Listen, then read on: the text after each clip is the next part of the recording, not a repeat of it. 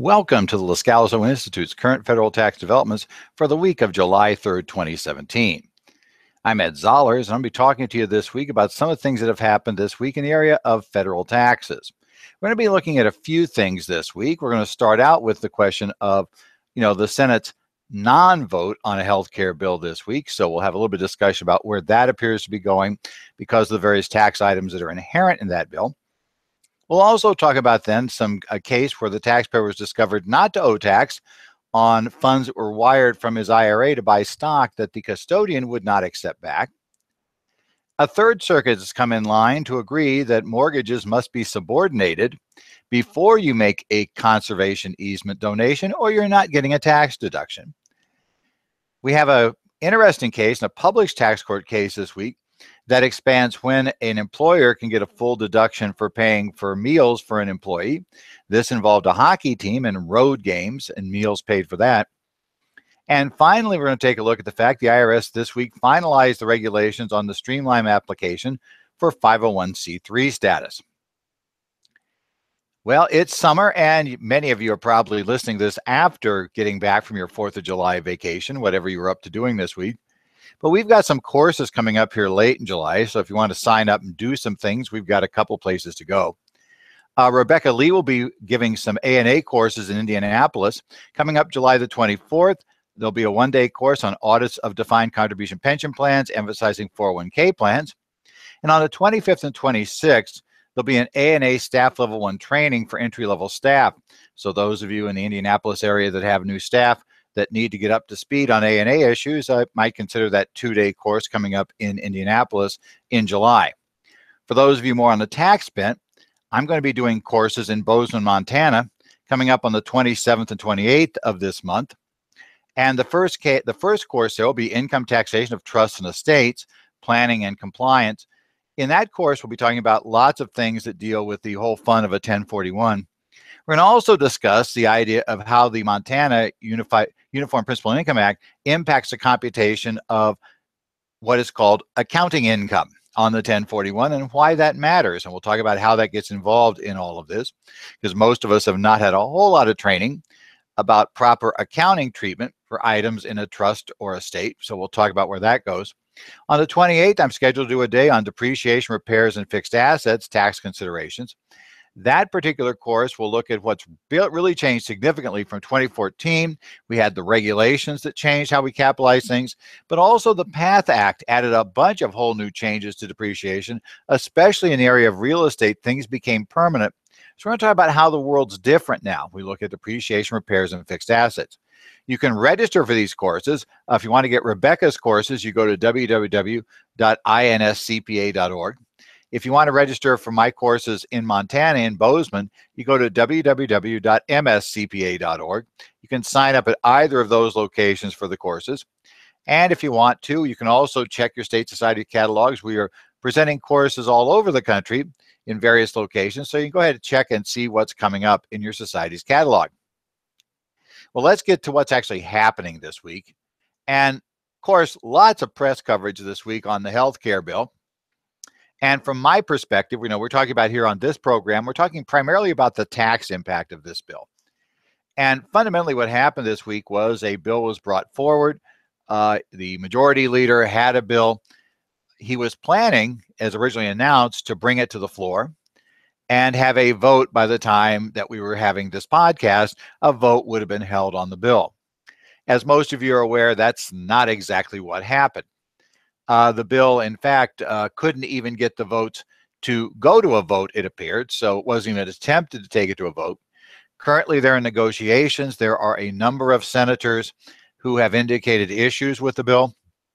So at this point, it's again back to the case of can they cobble together the 50 votes they need? Because again, with the vice president being the tie-breaking vote, that would be 51 votes. That would get it through.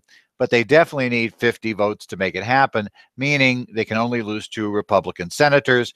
We are again still continuing to assume, because it appears to be a very safe assumption, that there'll be no Democratic votes in favor of this particular bill.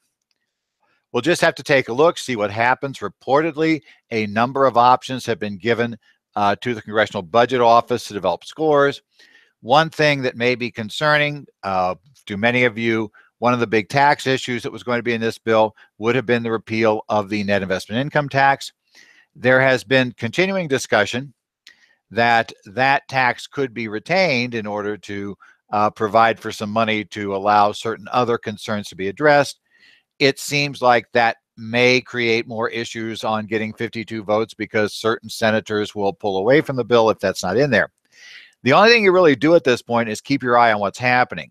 This could be much like the House bill, where we actually got a bill at, after it appeared, we weren't going to get a bill. And suddenly, we had a vote 6 weeks after it appeared we'd abandon attempts to get a health bill. So keep your eye on that. Then also keep an eye on what happens after that bill's passed. And we have to take a look and then see what happens trying to reconcile this back with the House bill.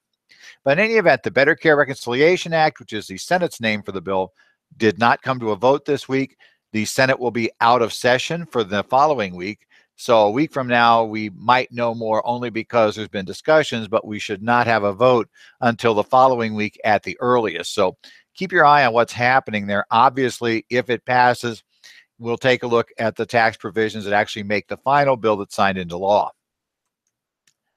Let's go ahead then and move on now to our first case for the week. This case is a case of McGaw versus Commissioner, case number 13665-14. It was appealed by the IRS to the Seventh Circuit Court of Appeals, and they issued their opinion on the 26th of June. This was an interesting case because Mr. McGaw basically had an IRA with Merrill Lynch, and this IRA was currently holding 10,000 shares of FPFC stock. Now, for whatever reason, when Mr. McGaw wanted to buy additional shares, he was related to the company. Merrill Lynch refused to process the order, even though they already held the shares. Well, because of this, he wanted more shares for his IRA. He had Merrill Lynch wire the payment directly to the company. The company issued the shares in the name of the IRA, but when the shares came back to Merrill Lynch refused to hold them as custodian. Now, we get to a long back and forth about whether Merrill trying to return these shares to the gentleman and a couple of other issues. And at the moment, it doesn't appear that we know for sure where the shares are right now. So we have 7,500 shares floating out there somewhere of FPFC stock that nobody seems to know where they are. So the question becomes, was this essentially a distribution from the IRA account? Now, a couple of facts. The year in question here is 2011, so we've got to watch a little carefully about how this case gets decided. It was pretty clear that the actual stock, the wire went out in 2011, but the actual stock was not delivered or attempted to be delivered by being sent to Merrill Lynch until 2012. Merrill Lynch did issue a 1099-R on this distribution, and of course, not surprisingly, the IRS came after him looking for that as a distribution. Obviously, he responded that no, he was buying the stock. After the service looked at it, they still said, look, we believe he had constructive receipt of the funds, either actual or constructive. They said primarily constructive receipts because he directed payment from his IRA to a third party. And generally, the IRS then cited some case law that if you do that, if I ask my IRA, let's say I have an IRA with Vanguard, and if I have Vanguard send a check for $5,000 to put a down payment on, let's say, a new car to a dealership here in Phoenix, that's going to be considered a distribution. That'd be constructive receipts. The IRS said, well, this is just like that. He had money wired out of his IRA account that went to this third party. But the tax court didn't agree, and neither did the Seventh Circuit. Both cases, they came to the conclusion that, in fact, there was no constructive receipt in 2011. He was attempting to buy shares for the IRA. Now, it does raise an interesting question as to whether there's a problem for 12 or not, but 12 is not in front of us. They also found that the mere fact that, Merrill Lynch had refused to buy it, and it turned out in the end Merrill Lynch wouldn't hold it, that did not cause the court to change its view in this point. In essence, he is looking to have these shares go into an IRA account. And of course, we don't know where it is right now. But the Seventh Circuit and the tax court basically assumed everything went against him. They assumed that, in fact, he has the shares now. They assumed that, in fact, he wired and he was aware Merrill Lynch would not take the shares back. Despite all of that, they held that this was still not anything because the shares weren't his. The shares were in the name of the IRA. His intention was to do the IRA. So interestingly enough, the Seventh Circuit, agreeing with the tax court, found that there was neither actual nor constructive receipt of the shares by the taxpayer. Next up, the Eighth Circuit threw in with two of its sister circuits on an issue. This is the case of RP Golf LLC versus Commissioner, case number 16-3277, Eighth Circuit case, and came in from June 26. Again, the Eighth Circuit, this is an appeal by the taxpayer of a loss in the tax court. The taxpayer in this case had donated property and had donated a conservation easement on property that the entity held. The property in this case was subject to a mortgage. And prior to actually making the transfer, they did not get a subordination of the mortgage. Now, that's somewhat important because the donation of a conservation easement, it's one of the few cases where you can get a donation deduction for donating a partial interest in property. But the key rule in this case is that you have to give a totally unrestricted conservation easement, no strings attached, no issues on it. It's got to be basically protected in perpetuity. The IRS in regulations have indicated that, of course, if there's a mortgage, it's not protected in perpetuity, because if RP Golf LLC fails to make the mortgage payment and it is taken back by the lender, since that conservation easement wasn't there when they issued the loan, that you're not protecting it. So the regulations ask that you effectively must get subordination. And the Ninth Circuit and 10th Circuit have both. The Ninth Circuit in the Minnick case, the 10th Circuit in the Mitchell case, both that came out in 2015, took the position that you must subordinate the note before you make the contribution. In this case, they didn't get it subordinated, but they did get subordination done after the contribution was made. The IRS said, sorry, guys, that's too late. The taxpayer said, wait. No, this really isn't right. There was no real risk, no actual risk to the easement. And they tried to argue under Regulation 1.170-14G3 that the event was so remote as to be negligible, and that's not considered to be risking a in perpetuity transfer of your conservation easement. The IRS and the Eighth Circuit disagreed. And the Eighth Circuit accepted the 10th Circuit's view in the Mitchell case and the Ninth Circuit's view in Minnick. You have to get rid of that. You have to basically get rid of that limitation, that mortgage. You've got to get a subordination prior to the contribution.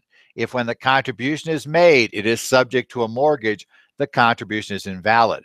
And you can't fix that problem by getting your basically your subordination agreement after the donation has been made. Sorry, no deduction whatsoever is allowed. So now we have three separate courts of appeal, all of which now have agreed that you have to subordinate first. It's very difficult to pull off. I shouldn't say difficult. There are complicated issues with conservation easements. It is really something, if you haven't done a bunch of them, you don't really want to be the person in charge of running one through. They need to be very, very careful about how they're structured. It's important to have excellent legal and accounting work with you, accounting professionals working with you when you do that. And it's really important that every I be dotted, every T be crossed. Minor problems blow the deduction entirely. That's simply a fact of life. So be very careful. And again, this is three circuits agree. The subordination issue has to be properly taken care of if you're going to get a donation for a conservation easement. Next up, we have the case of Jacobs versus Commissioner 148 TC number 24. This case came down on June the 26th of 2017, and it deals with the Boston Bruins hockey team. And the question here becomes about the Bruins' ability to deduct 100% of the cost of meals they paid for the team when the team was on the road. Now, generally, payments for meals are considered to be entertainment style expenses, and under Section 274, a deduction is limited to 50% of the amount paid. But there is an exception at 274N2B. An employer can get 100% deduction for meals provided to employees if it is in the case of an expense for food or beverages. Such expense is excludable from the gross income of the recipient under 132 by reason of subsection C, that is, the de minimis fringe benefit rule. Under 132C, the de minimis fringe benefit, or I should say E, the de minimis fringe benefit rule essentially means that for this purpose, for the meals, it has to be an eating facility, right? The operating employer of an eating facility for employees shall be treated as a de minimis fringe if such facility is located on or near the business premises of the employer and revenue derived from such facility normally equals or exceeds the direct operating costs of such facility. Now, interesting aside, what we're talking about here is the Boston Bruins, like any professional hockey team or any professional sports franchise for the most part, obviously plays half of their games on the road. And since there's not a second team in Boston, generally they're going to have hotel space, travel there, and they get hotel space. That hotel, what they do for a hockey team, you bring your team in. Now, these players have very specific requirements for meals. You know, they have a standard set of, they have standard meals, standard issues going to do. They have training requirements. So the team will basically do a deal with the hotel, not only to get rooms for the players, but also to get space in the hotel where they will set up a buffet for meals and where they're going to have training areas available. And as you might guess, they will not generally make this known to the general public because they don't really want the general public waltzing into those areas. So the question becomes, when the Boston Bruins pay for the meals of the team on the road, do they get 100% deduction? Now, there's no question the players don't have to include the value of those meals in their income, because essentially there are two different sections. You can exclude it under 132, or you also could exclude a meal for the benefit of the employer under section 119A2. The issue becomes, however, if 119A2 is the only reason you're able to exclude, then the employer gets a 50% haircut. The IRS had interpreted this very strictly in Chief Counsel Advice 2011-51020. That case involved an airline. The airline was, crews had to stay on the planes while it was at the gate because they needed to keep, them on there. So the crews were on the planes, had to be on the planes. They would have meals delivered to the crew on the plane. The crew would eat the meals on the plane while the plane was at the gate.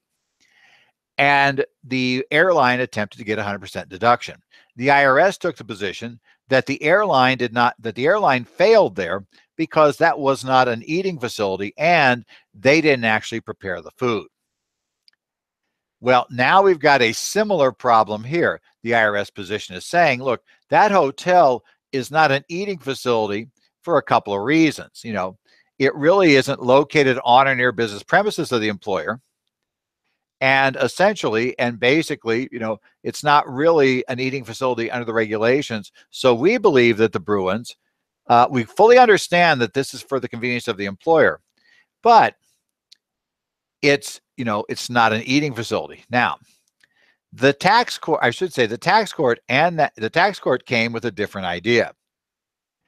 The tax court took a look at a number of factors that had to be met. Okay. First thing is, under the regulations, you can lease your eating facility. Now, the tax court said, well, we realize that technically we don't have something called a lease here, but we're renting space. They're saying, so from a practical standpoint, this is a lease. And because of that, so we're leasing an area where we're serving food and we're having that food prepared under that lease. So saying, okay, we're leasing a facility. Well, then we go on to another one.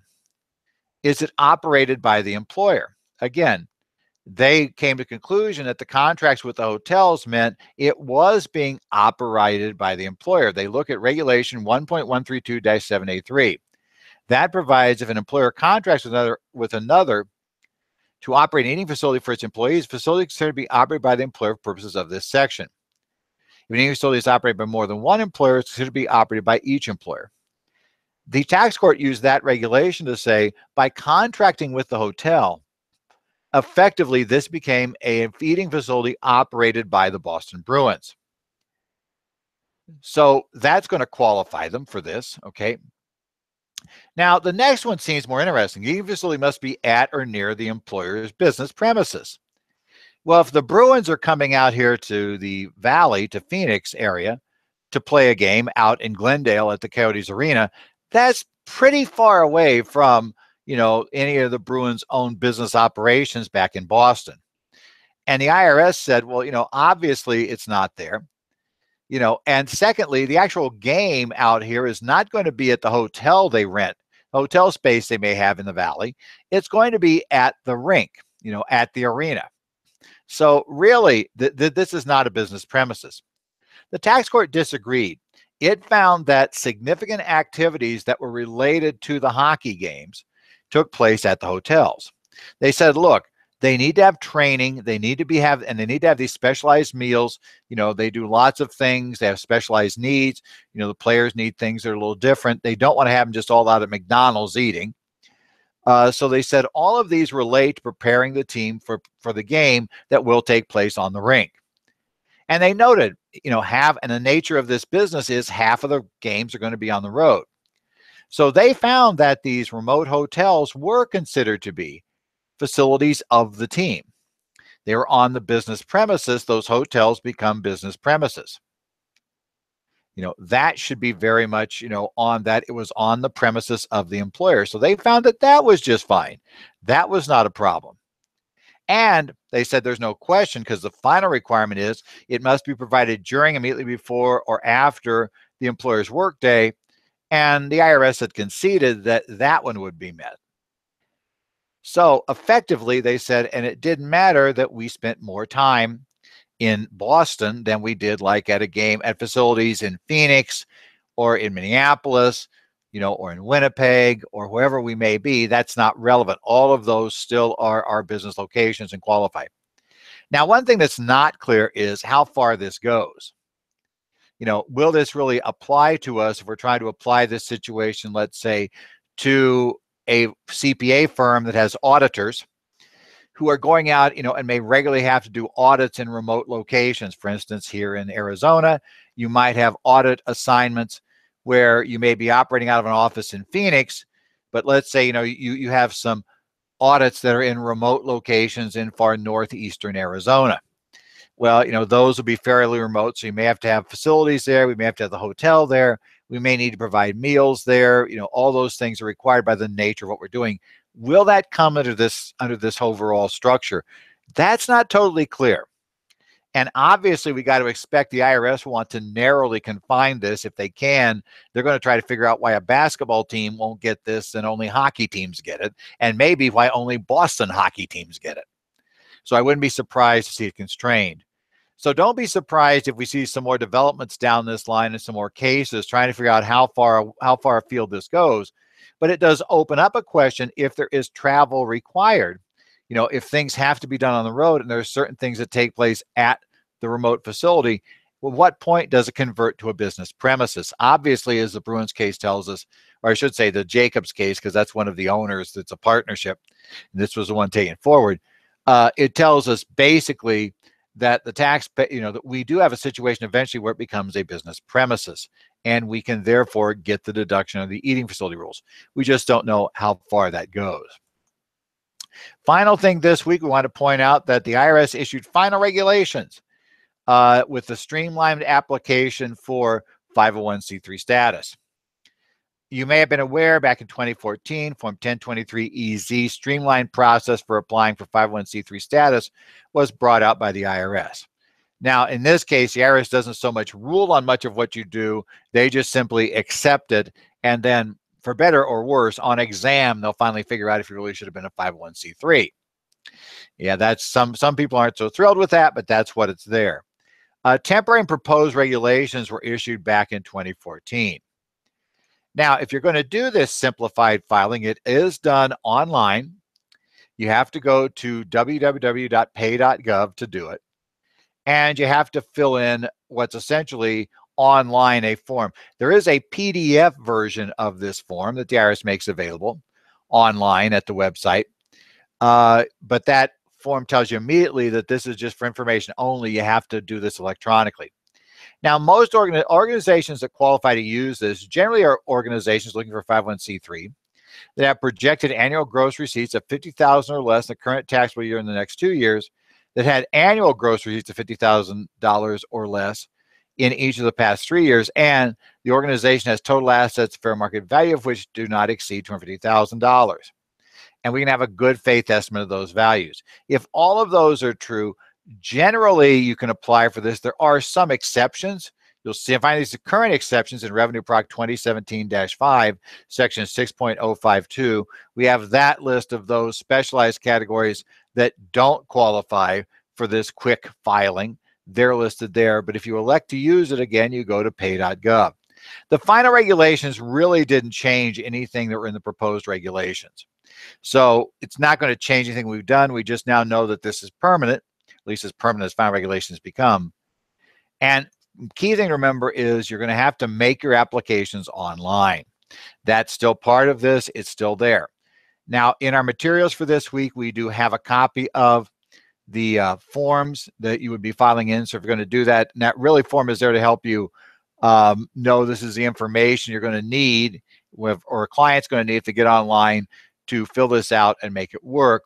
You'll find out that it consists of actually what's 2 pages, actually 2 pages really of information for most people. The third page is the signature page. And then if you had reinstatement after automatic revocation issues. So for most new entities, the first 2 pages are obviously key. We'll assume you know how to sign your name. So that's not going to be a problem. Okay. Well, happy 4th of July. Hopefully you guys, the few of you who are listening to this ahead of time before the 4th, hopefully you have plans and fun plans coming up for the 4th. Here, we're just trying not to melt in Phoenix. The rest of you, hopefully you had a good time in the 4th of July. You're back, you're ready to roll. And we'll take a look, we'll see what's up. Remember, Congress is out of town for the week, so we're not going to find out much of anything. I shouldn't say, we still might find out something new, but we're not going to see anything passed this week unless they all decide to cut their vacation short. And I don't think congressmen like to cut vacations short, so we're not going to assume that's going to happen. This has been the current federal tax developments here for the week of July 3rd, 2017. Be sure to catch our updates online or our website at currentfederaltaxdevelopments.com. As things happen during the week, we'll start posting things there. Expect this to be a relatively slow week. We have a Tuesday holiday, so I don't expect a whole lot to happen on Monday. Obviously, nothing's going to happen on Tuesday. We're going to get to Wednesday, and people are partway through the week, so probably won't be a really big development week, but we'll check and see what goes on. You can send any questions or comments you have to me, Ed Zollers at currentfederaltaxdevelopments.com. Send me any issues you want me to discuss or issues you would like to see discussed here. We'll take them at that address. You can also follow me on Twitter. My address there at Ed Zollers. As I release new items, we'll post them up there, and you can read what we have to say. Hopefully everybody here, now it's summer, and here, especially if you're here in Phoenix, hopefully you're staying cool. And we'll look forward to seeing what comes up. We're into July. We'll see what happens here and talk to you about the tax developments next week as we come back for another week of current federal tax developments.